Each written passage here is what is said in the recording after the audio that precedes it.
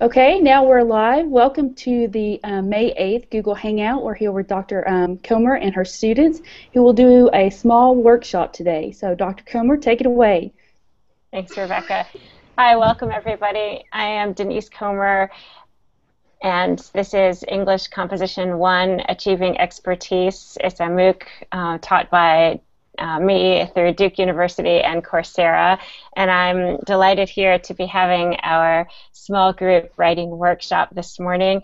We have several people joining us. I'll let you guys introduce yourselves right now, and please tell us your name and where you're calling in from. I am Melissa Kiefer. I'm from here in North Carolina. I'm Jang, come from Paris. And then we have one more person joining us, but her audio isn't working, so our project manager, Elise, is going to say who she is. Hi, this is Gail coming from Prague. Thank you. So today we are in the midst of revising our first major project, which is a critical review of Daniel Coyle's The Sweet Spot, which is a chapter from his book called The Talent Code. And last week we did a large group writing workshop where we had several people all focusing for about half an hour, 45 minutes on one person's paper, and then applying what we learned from that one person's paper, Ignati, to their own papers. The format for today's workshop is slightly different. It's what I would call a small group workshop where we'll have time to focus on each individual's paper, and we're going to spend about 10 to 15 minutes on Melissa's paper first, and then 10 to 15 minutes on Jang's paper second, and we'll each give feedback. Again, though, reading and responding to other people's work helps make us stronger writers, and we can all apply takeaways from what we say and what we learn from reading other people's papers to our own projects. And so always be thinking in the back of your head about what you want to apply as you're learning.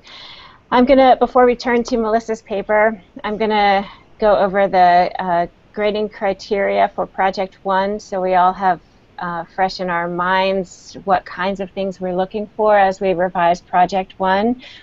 We will be, all of us, looking to summarize Coyle's project in his own terms, to effectively use Coyle's text to support and develop your own argument, to effectively integrate evidence in the form of quotes and paraphrases. And I'm reading these from the Project 1 instructions if anybody wants to go look at those. To employ scholarly conventions for citing sources, to recognize the uses and limits of Coyle's argument, to organize the review clearly, to revise deeply and edit carefully, and then to include an effective title. So I think I'll turn to Melissa now, and either in addition to those criteria, or perhaps you want to underscore something. We wanted to know a little bit more about what you would especially like feedback on from us with your project. Absolutely. Thank you, everyone. Mainly, I really was hoping to make sure that I truly understood the main points and the subpoints of what Coyle was trying to portray. And then in my conclusion, I do feel like it was a bit choppy or disjointed and didn't really come together very easily for me. So I'm looking for some feedback there to see how I might be able to close a little bit better. Okay, thank you.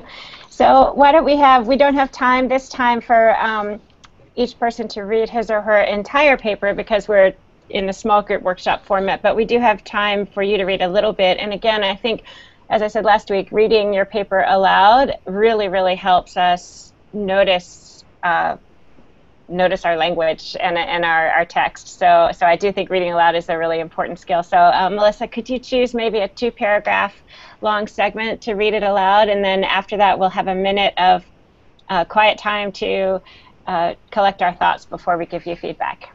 Sure. I was wondering, there's 2 main paragraphs, the one that gets to the main points that I wanted to portray, and then the closing paragraph. So could I read the first one and then follow on with the second?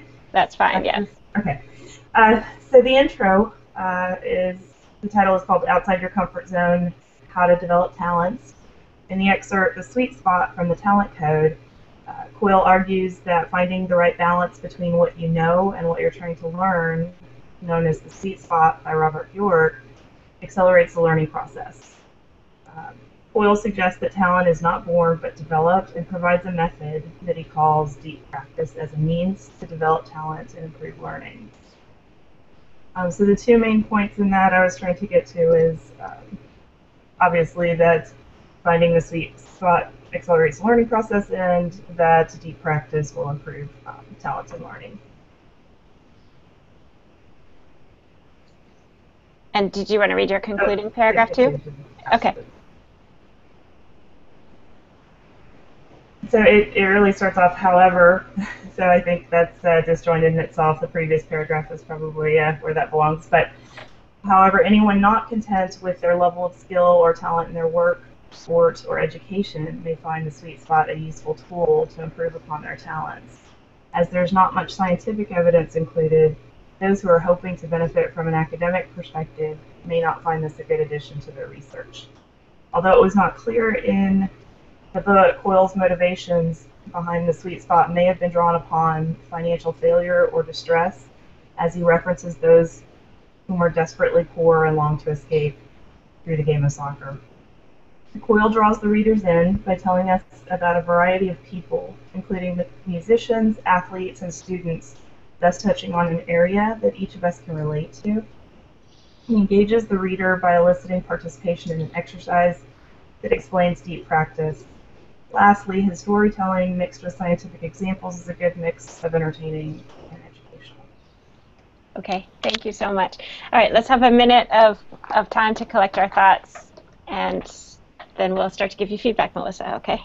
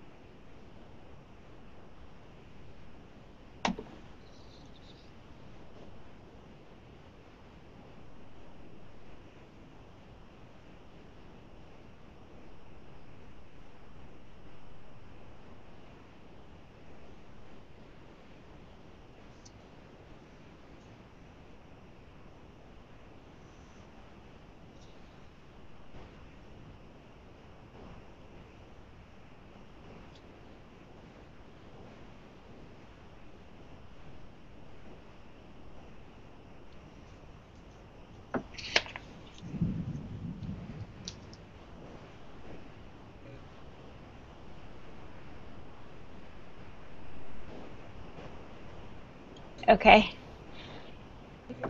So I'm going to hold back a little bit and let our other participants share their thoughts, but I will also contribute too. So who would like to start us off? And Elise, feel free to voice in for Gail.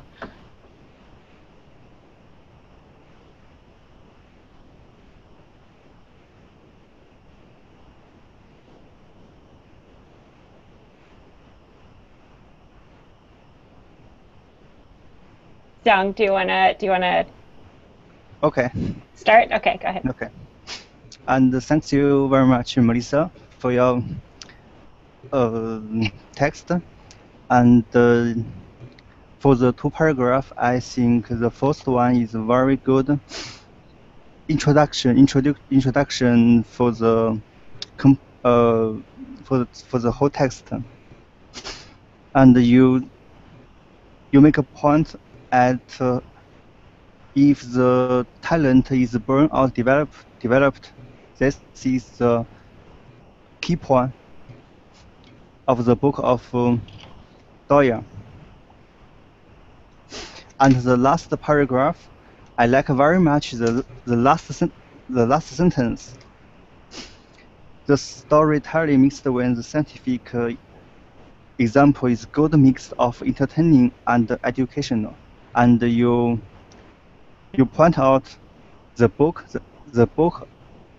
such as the bestseller is just for entertaining and not as a strictly scientific paper.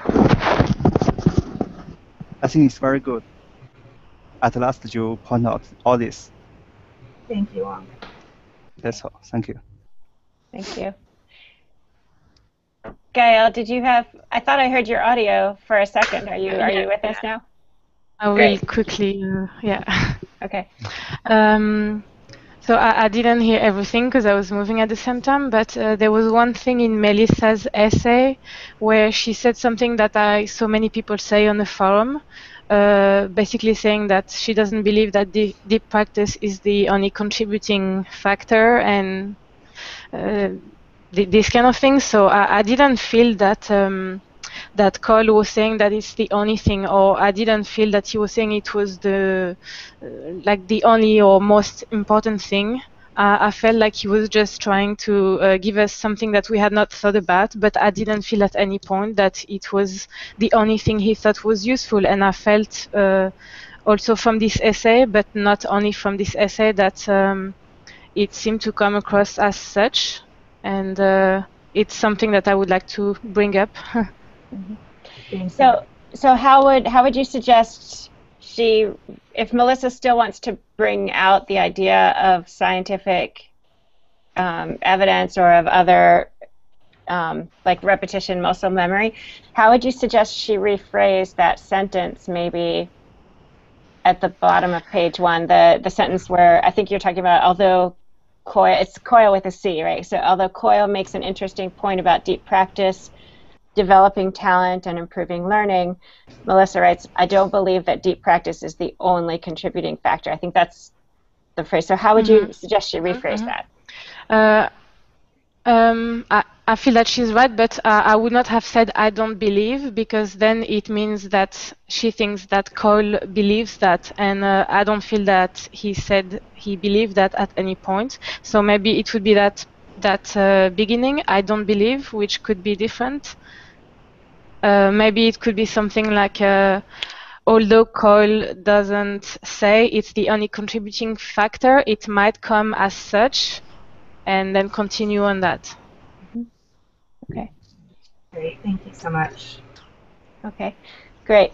And I agree with Zhang's point about the first paragraph, that I thought you really captured Coyle's main points very well in that first paragraph. Very quickly, that he relies on Bjork, and you define what deep practice means, and I think that's really effective. I did with the concluding paragraph, I wondered if maybe some of the material that you currently have in the conclusion should be perhaps moved to the paragraph prior to it, because it feels to me like you're kind of expanding on a point you bring out earlier with the scientific evidence. And there are also a few new ideas that you raise in that concluding paragraph, such as financial failure or distress. That was one kind of new point that I found there. And then the ending point about the good mix of entertaining and educational, that to me felt a little bit like new information, and that's great. I like it. But I'm wondering if maybe the conclusion is not the best place to put that kind of new information, and maybe somewhere else in the paper that should go. Okay, thank you. Mm-hmm. I wanted to point out too that the criteria about using Coyle's text to support and develop your own argument, I did think that the sentence in the middle of the conclusion where you write Coyle's motivations may have been drawn upon financial failure or distress, as he references those, and then you have a quote, whom are desperately poor and long to escape through the game of soccer. I thought that's a really good example for us all as writers, right, of a way to use Coyle's text to support your own argument there. I did want to ask you if you could expand a little bit, Melissa, with us right now about what you meant by that sentence with the motivations drawn upon financial failure or distress. What was your point that you were trying to make there? So I really was struggling to find out why Coyle wrote this this piece of work. And I believe that the one point that I could find was really around, many people being in a position and wanting to improve their situation and therefore working hard at practicing to develop talent. A lot of people are driven to trying to learn a skill, trying to become proficient at something in order to pull themselves up, so to speak, and out of whatever financial distress or situation that they're in. If they don't like their job, they want to do a different job, then they've got to learn a new skill potentially, so that they can do that. There was some reference to Clarissa, but I didn't really get where that came from. I don't know. Maybe it's in previous parts of the talent code, but I didn't draw the connection. So maybe he had been motivated by a situation with somebody named Clarissa, or I think that was her name. Yeah, Jang or Gail, did you understand more about Coyle's use of Clarissa in the text? Do you remember it? Clarissa, who was that again? I don't believe that he mentions a whole lot about her other than a video that he references a couple of times where he is reminded of the Clarissa video, I believe he references, but I don't know where that comes from. Yeah, no, I don't remember, sorry. Jang, do you remember? Sorry, I didn't follow it. What's the question? Oh, there's a reference to Clarissa. I think so. Melissa is trying to think about what the applicability of the sweet spot is, right? Or why Coyle hopes that people use the lessons learned in the sweet spot, right, as a motivator for financial success, right? But you said that you weren't sure if Clarissa fit that model or not. Is that right, Melissa? I was trying to understand the motivation, and there was reference to Clarissa, which could have been part of the motivation, but I don't know enough about what Clarissa represents. And then I also thought around financial success and improving situation. Okay. And for me, I didn't pay much attention to this detail. And when I read this book, I think the book like this always with much more detail, much more than necessary. So we read for pleasure, we read for entertainment, but we just need something we need. So the financial problem or something like that, I think is not the key point. Oh, so this book. So what you're saying is you found that last sentence about the storytelling mixed with scientific, like that for you was key. Is that right? Yes. Yeah. Okay. All right. So I think I don't have the answer. I don't remember. I don't remember the point about Clarissa, but this is a really good lesson that even though I have read Coyle's chapter many, many, many times, we as readers need to continually refresh our minds about what we're reading and return to the text at hand. And if I had Coyle out in front of me right now, which I'm thinking I should have, I would be able to look, but I don't. So that's another lesson that as we are workshopping writing, we should all have the text at hand.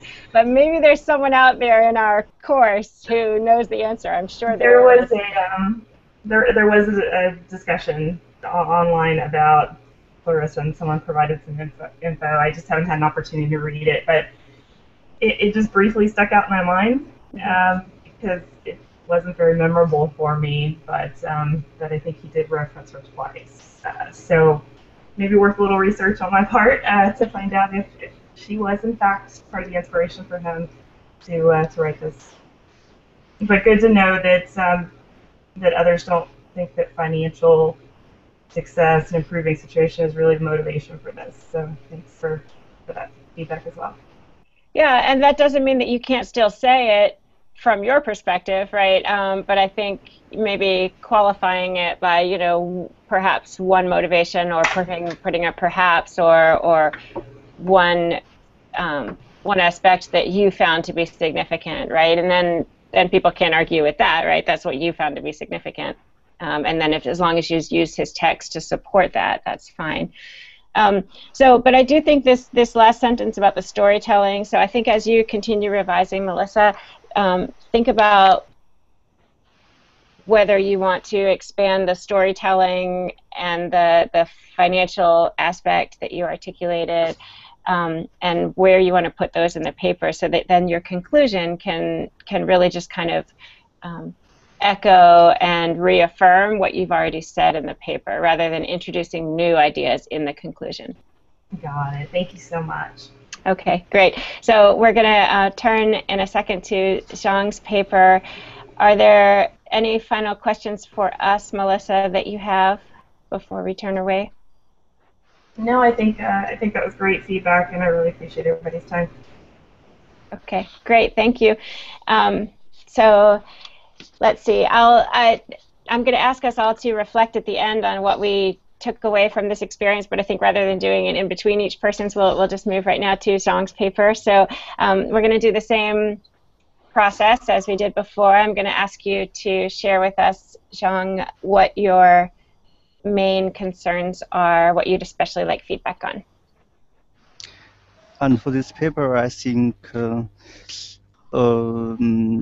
totally, I don't think it's a very good idea to write about a critic paper with a bestseller book, because everybody needs a bestseller book when in the metro, in the bus, and in the travel. So no one want to read it very critically.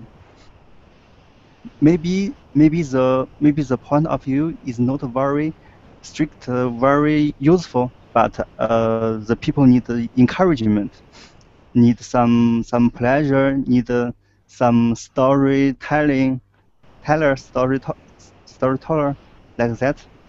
So in my critic review, I use the first half to describe the structure, and the last half I present some limitation in the engineering.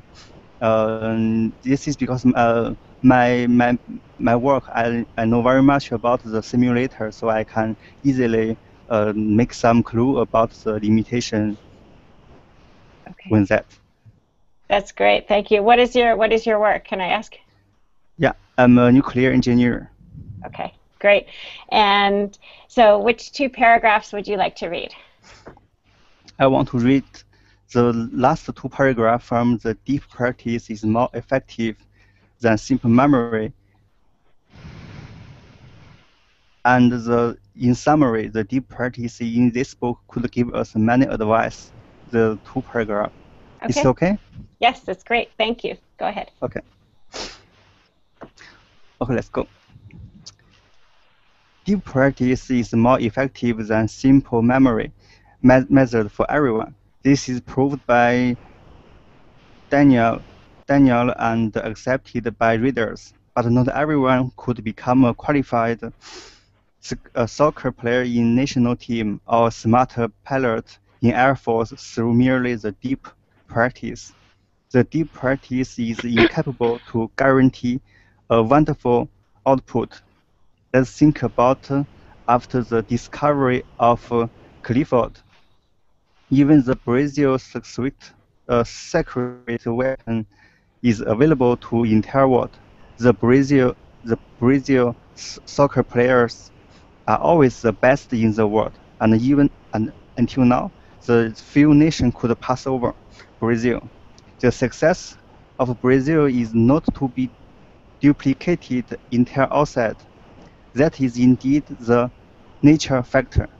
In summary, the deep practice in this book could give us many advice to our everyday life. It is a big encouragement to us to develop deeply our skill and could surely lead to a much better result for most of us. However, this method is not magic. It could not change everything just with this book. Thank you. Okay, thank you. So we're going to have our minute of quiet to collect our thoughts, and then we'll start giving you feedback.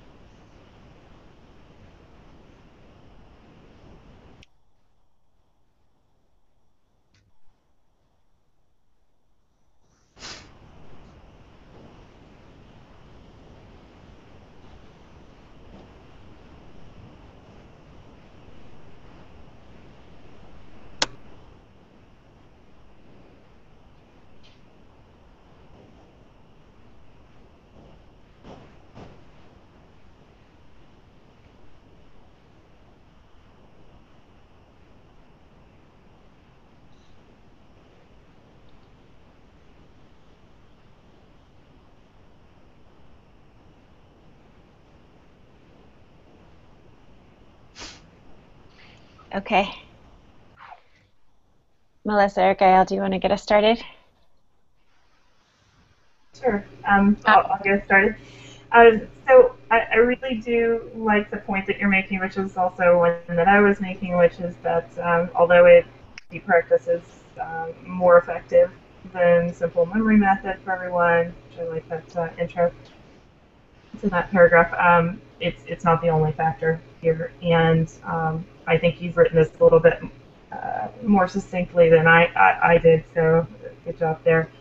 I would like to see, if possible, you expand on the nature factor that you reference by using Coyle's own text, because I believe he has some good text in there about Brazil in particular.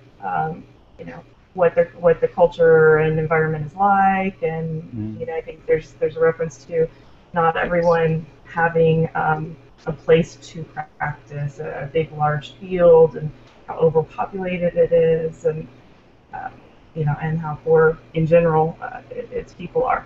So I think that would be great if you could just expand on that a little bit more, and maybe even add your own research to that by looking into other possible nature factors. But I really do believe that it was a good summary that says, you know, you can get some advice out of this book, but again, it's not going to change the world just by reading that book. But I do like it overall. Thank you. Gail, do you want to speak, or are you not able to right now? Yeah. I'm a little bit confused with these two paragraphs. I feel like they are saying different things. I don't know if it's just me, but for example, in the first paragraph, it says, well, the first of the two paragraphs, it says the deep practice is incapable to guarantee a wonderful output. I found this phrase a bit confusing, and also saying that it seems that in a way you are saying that deep practice is not useful, and in another way it looks like you are saying it is useful. So I felt like you were saying two things. I'm not sure which one you meant. Basically, I would have liked to understand a bit more clearly what was, maybe in one or two sentences, really what you would conclude.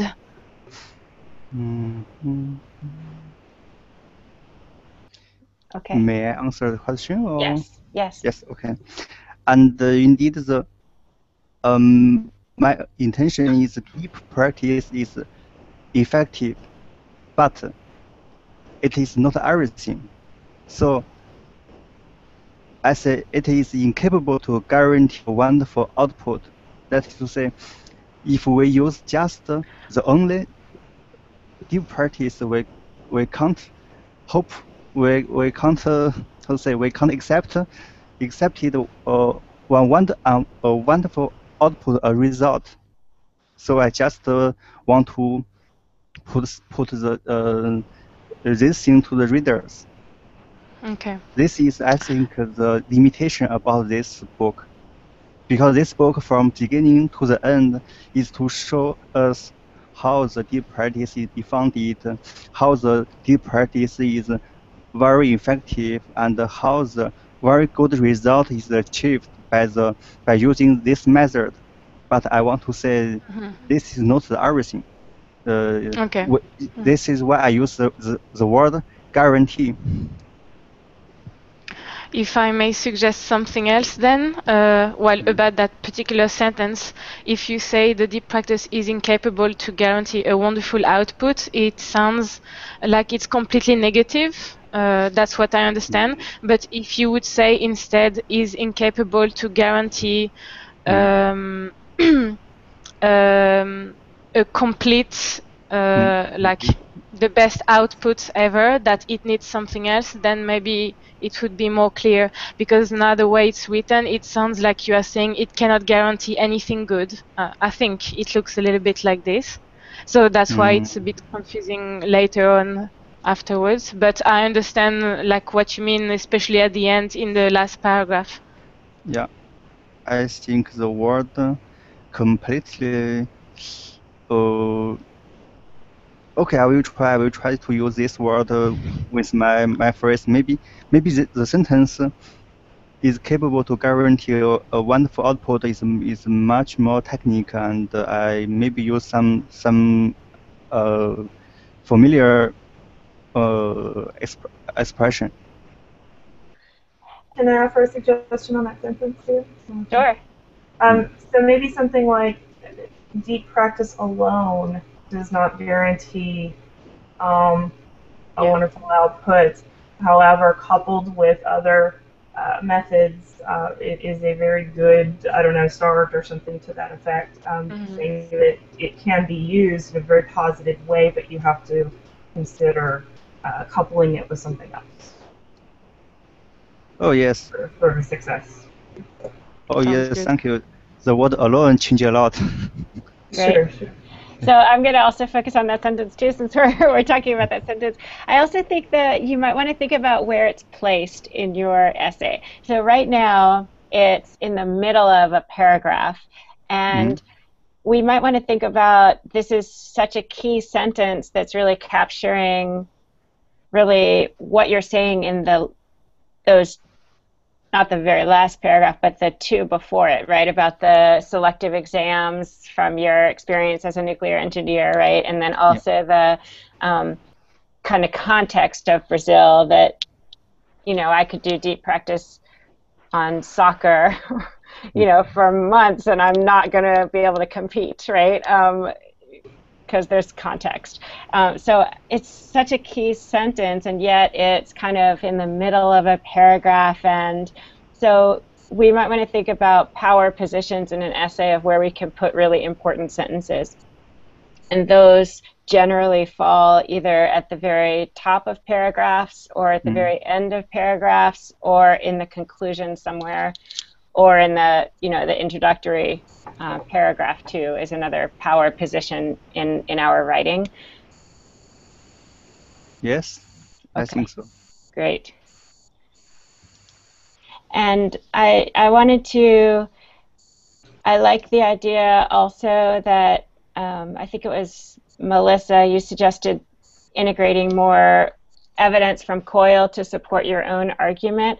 I might also suggest, Jang, that you consider integrating more quotes or examples or key terms throughout the first part of the essay where you're describing COIL's argument.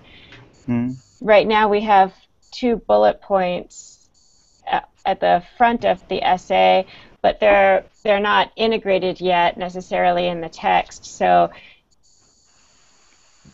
you might want to think about moving those down to those paragraphs below, right, and having them as part of the sentences. Or did you want to isolate them for a particular reason? And in the beginning, I used the 2 points just to introduce one example, and in the middle half, I nearly forgot I have used these 2 sentences, so I just keep my way alone. Okay. So I think these sentences or other sentences might be, embedded within the paragraphs would help forward what you're saying and explain to readers Coyle's point. And it's customary to also refer to the author by his last name only after one full reference. So I think the first time you refer to him is in the introduction, almost towards the end. The practice doesn't work naturally. Daniel is successful to show us. I think at that moment, please write Daniel Coyle is successful to show us, and then ever after that, for the remainder of the paper, just refer to him as Coyle. Okay. And that's just convention of academic writing, to refer to authors by their last name only after one full mention. Okay. Okay. Coyle. So Coyle is his last name? Coyle, yeah, C-O-Y-L-E, yep. Okay. Mm-hmm.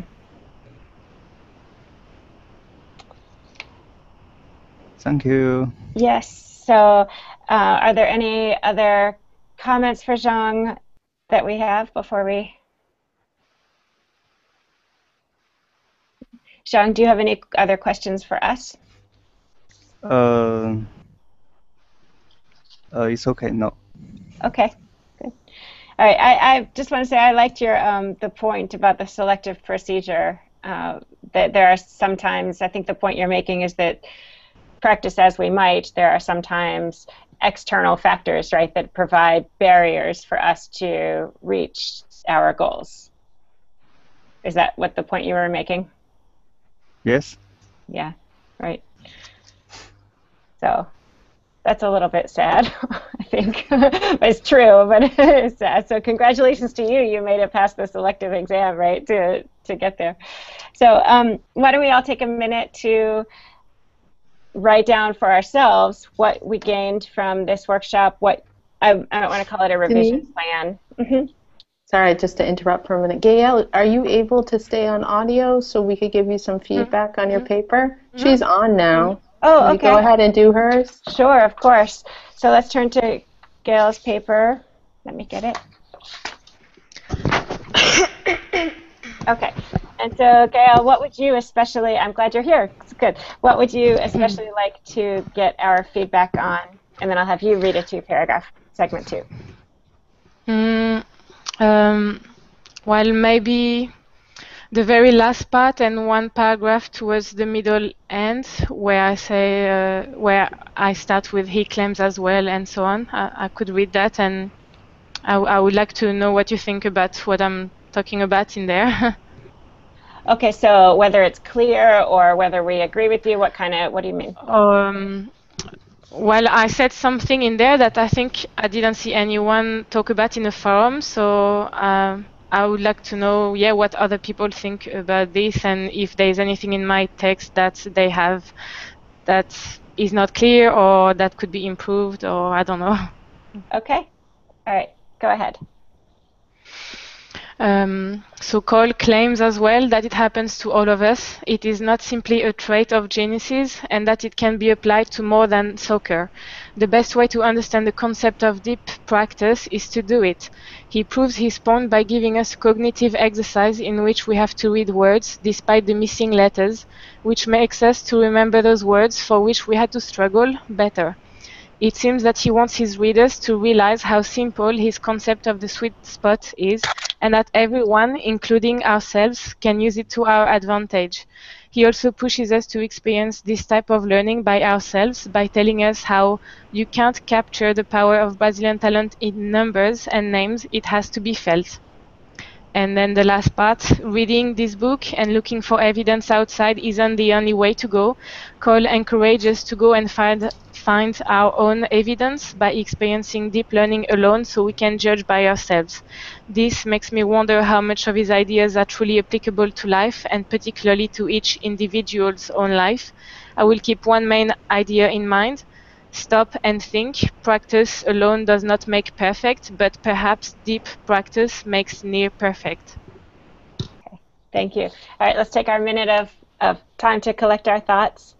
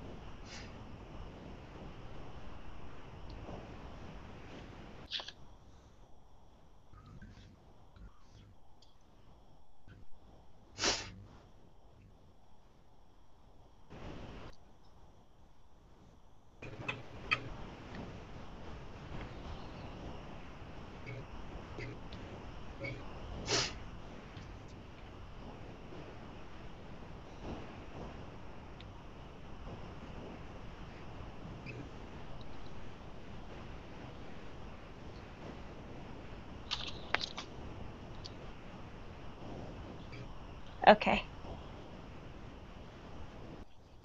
Go ahead, Melissa or Zhang. Okay. I think the first paragraph she read is to tells us the effort of the author is to simplify the story and make us believe his concept of the deep practice, the sweet part. This is in the middle.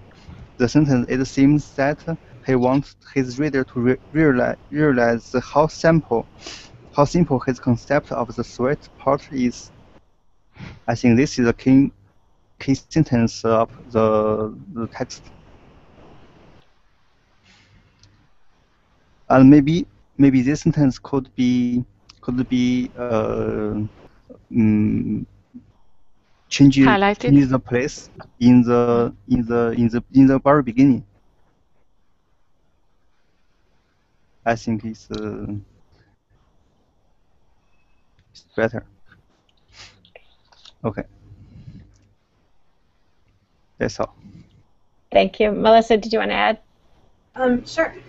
I think you make a really good point that this kind of applies to all of us and not just soccer players and athletes or special kinds of skills that each of us can apply it to everyday life. I really like that point. And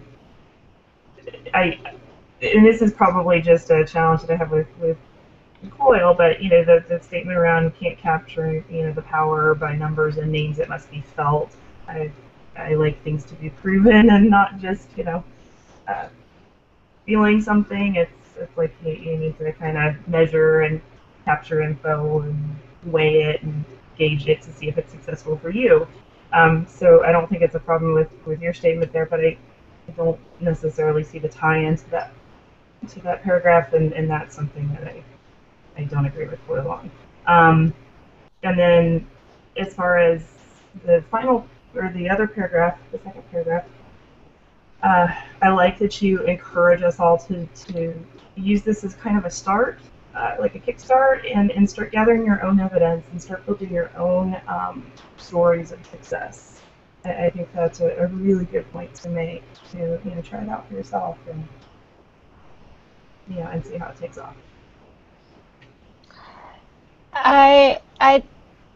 Well, I'll just follow up on that quickly, Melissa. So maybe that comment about the quote from page 14, that it has to be felt, maybe you want to include that in your paper too, right? In the paragraph where you're talking about the need for measurement and science, right? Maybe that's a good lead-in for you, since that seems to be a key quote that you feel strongly about. But Gail, what I got, the main point from your paper is that you felt like Coil not only inspires us or motivates us, but that he asks us to kind of take autonomy, right, and to take ownership of our own goals and our own learning strategies and our own methods, and that notion of autonomy and power, right, individual power. I think that's really important, and I do think that's an original contribution to a critical review on Coil. I wondered, I agree with the comments that that Melissa and Zhang made. You explicate the sentence, it has to be felt, you actually explicate it really well, not in the very next paragraph, but in the paragraph after that. You write midway through that paragraph, it's not one that you read, but I believe that this is one example where it would be difficult to prove it. Indeed, moreover, like Coil says rightly on page 14, it has to be felt, right? And then the sweet spot, the deep learning, I like this sentence, the magic moment where your learning takes off, it has to be felt. And I thought perhaps consider moving that great explication to immediately follow it has to be felt, because then that might, well, first of all, it's just good because it explicates it, but also it might address Melissa's question, right, that she wasn't quite sure, what that was doing there, what the purpose was, right, of how you were. Yeah. Yeah. So that would be great because I really like that sentence that you just read. I didn't read it, so I didn't have a chance to comment on it, but that really does seem to tie it together a little bit better for me. And so perhaps those two thoughts can be merged somehow. Yeah, unfortunately I couldn't read everything, so I was trying to take like the beginning and the end to say it all, but maybe it didn't link together properly. Sure. But that's a good point, and I think possibly better phrased in the second sentence that Professor Kummer read. And then your final paragraph again is kind of another aspect of that individual autonomy, right? The one aspect I saw was it has to be felt, right? You have to just kind of feel it yourself. But then the other aspect is his saying, go find your own evidence, right? Go out and do your own measurement. And I wondered if the beginning paragraph of your essay, currently you have a sentence that says, in the first chapter of the book, Daniel Coyle depicts what talent truly is. My first impression of that was I was curious to know what talent truly is, but I do think since you make such an important point in your project, you might want to allude to it in some way or expand in that opening section to give readers a sense of kind of where you're going or what talent truly is, something connected to this idea of autonomy. I added, I wrote this, and then I added things in the middle, so maybe it doesn't look connected, but I was trying to explain it without saying that I was saying it. Like I said this, Daniel Coyle depicts what talent truly is, and I wrote some things, and the last line of this next paragraph says, we will then possess, and I quote, repeatable skills that don't depend on physical size. So it was, I was just quoting him what he said talent truly is, but I think there's too much stuff in between. So yeah, maybe I should rewrite this part so it links better together. Yeah, or make it one paragraph too. If you felt like that second paragraph was actually part of that first paragraph, put that together. But that idea of finding your own evidence and feeling it, that might be included in there too. Yeah. This is Melissa. I have another possible suggestion. As far as talent, the definition that he gives for talent, it's almost controversial as far as that goes, because a lot of people believe that talent is you are embedded with skills when you're born and you develop them, and therefore you become talented. And you may want to just kind of put something out there that says, Daniel or Coyle's controversial, definition of talent, or he bucks the system, or he's offering a different point of view, because that would kind of capture my attention right away. Oh, this guy's different, and he's got a different view on things, and he's telling me a story that's going to back it up.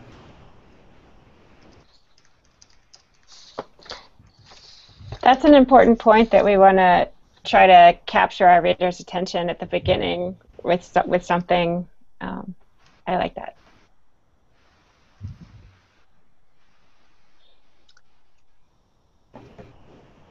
Okay, Jang or Melissa, did you have anything else that you wanted to offer feedback on for for Gail's paper? Sorry. And for Gail's paper, I have one sample question about the ending, and I don't understand why the ending from begin with the stop and the think, and I think this is a sentence. This is in the same sentence with I will keep one main idea in mind. So I don't think it's better to split it in two paragraphs. It should be in one paragraph. Which part, sorry? The last two paragraphs. The sentence I will keep one main idea in mind. Stop and think. I think the two sentences should be in one sentence. And the two paragraphs should be in one paragraph. I didn't mean to make it another paragraph. It was maybe more to emphasize it, because I put it in bold, and it was more like like something I wanted to say, so it was not just text, it was like I was talking to someone or something. So for me it was more something like that. I can't stand the intention, but I think the 2 point is connect the same sentence. We can't split it in 2 sentences. Yeah. Melissa, what's your take on this? I think he's right, but I do like the bold. I think it was a really creative way to capture people's attention, and I think by separating it, I think you're trying to put more emphasis on it.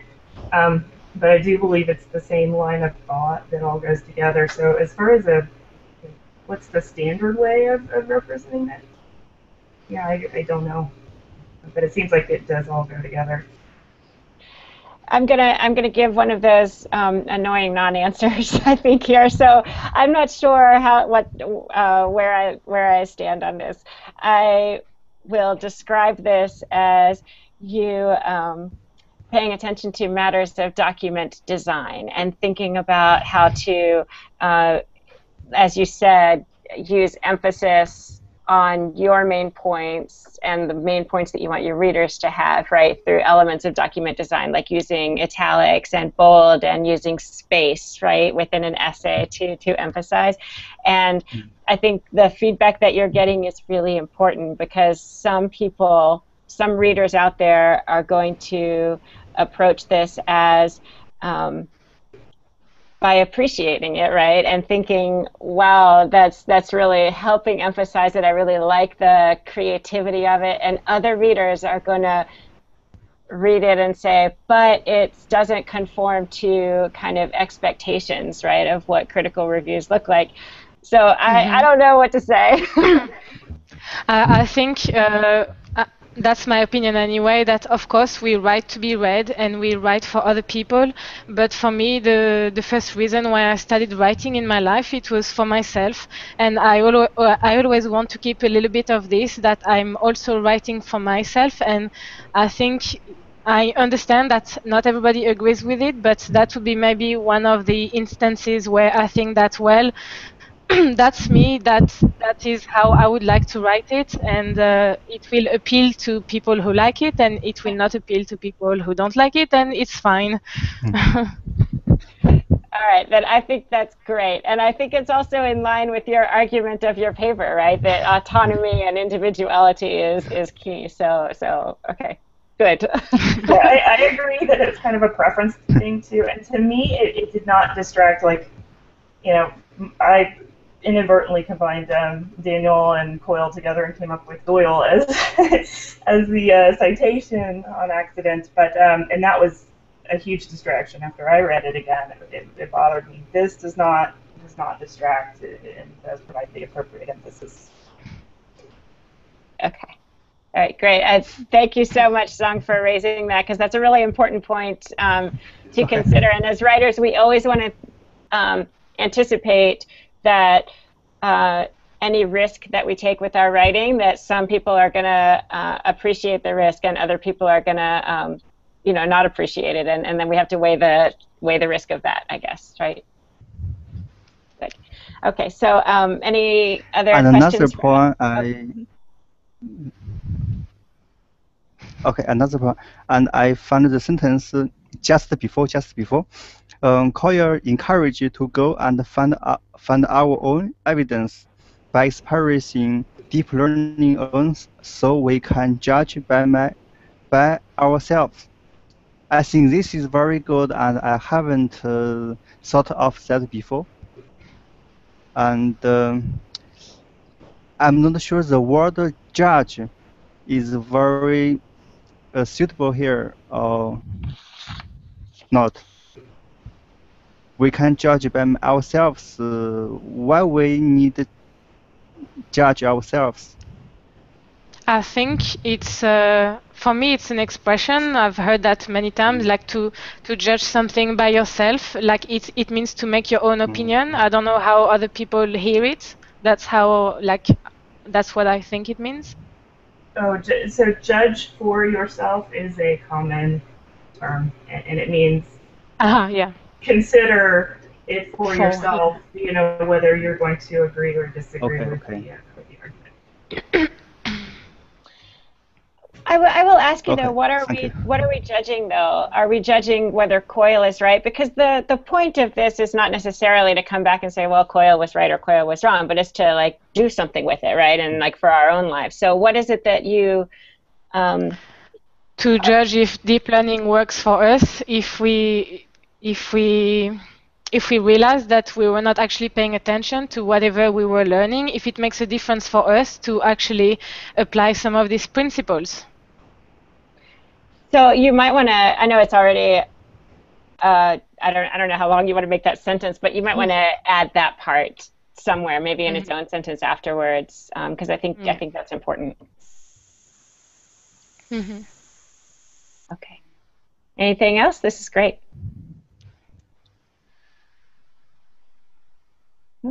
Okay. For me, it's okay. Okay. Great. Well, let's take our minute to reflect on our takeaways from this workshop, from what you got from your colleagues, but also just what you learned from giving feedback to one another. So just jot down some notes for yourself, and then after our minute, I'll just ask you to share one thing that you plan on that you took away from this workshop.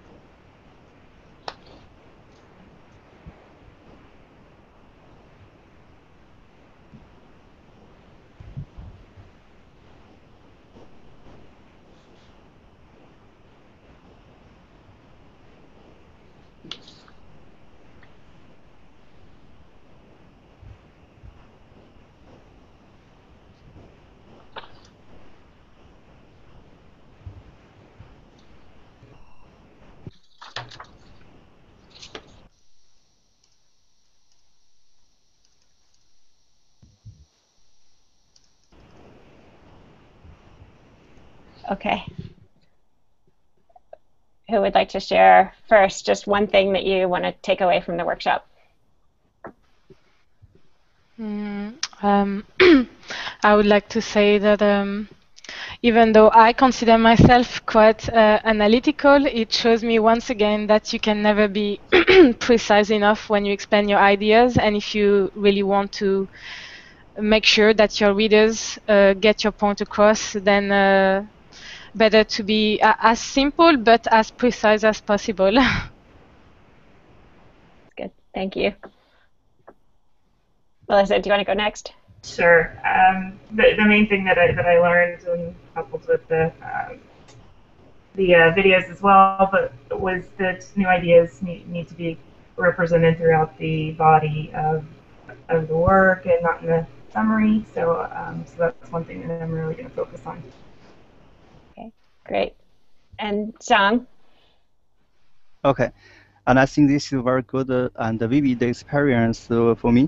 And during this 1 hour, I can dialogue directly with the professor, with the author of the 3 critical review, and I can get the feedback and to match with my understanding. So I think it's very good, and I encourage others to join us possible.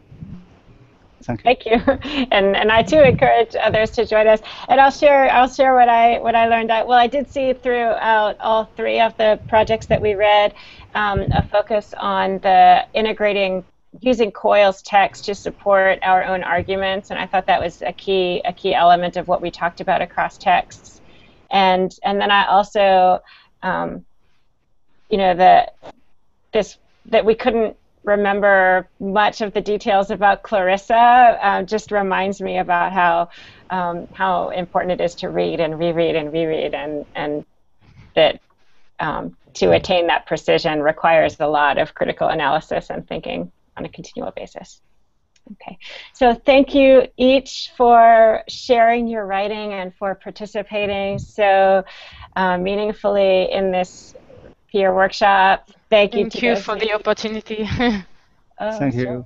Thank you, everyone. Thank you, and those of you who joined us, welcome, and I hope you too are finding takeaways from this workshop, and please look out for future opportunities for workshops, and good luck revising your projects.